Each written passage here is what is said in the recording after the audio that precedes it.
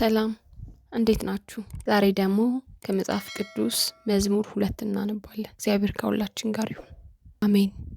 መዝሙረ ዳዊት ምዕራፍ 2 አሕዛብ ለምን ዶለቱ? ወገኖችስ ለምን ከንቱ ይናገራሉ? የምድር ነገሥታት ተነሱ፣ አለቆችን በእግዚአብሔርና በመሲሁ ላይ እንዲህ ሲሉ በአንድነት ተሰበሰቡ። ማሰሪያቸውን ከእኛ እንበጥስ፣ ቀንበራቸውንም ከእኛ ላይ እንጣል።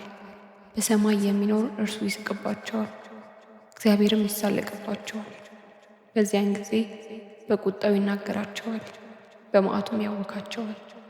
እኔ ግን በእነርሱ ላይ ንጉሥ ሆኜ ተሾምኩ፣ በተቀደሰ ተራራው በጽዮን ላይ የእግዚአብሔርን ትእዛዝ እናገር ዘንድ እግዚአብሔር አለኝ። አንተ ልጄ ነህ፣ እኔም ዛሬ ወለድኩ። ለምነኝ፣ አሕዛብን ለርስትህ፣ የምድርን ዳርቻ ለግዛትህ እሰጥሃለሁ።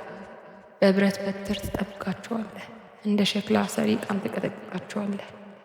አሁንም እናንተ ነገሥታት ልብ አድርጉ፣ እናንተ የምድር ፈራጆችን ተገሠጹ። ለእግዚአብሔር በፍርሃት ተገዙ፣ በረዓድም ደስ ይበላል። ጥበብን አጽኑት፣ እግዚአብሔር እንዳይቆጣ፣ እናንተም ከጽድቅ መንገድ እንዳትጠፉ።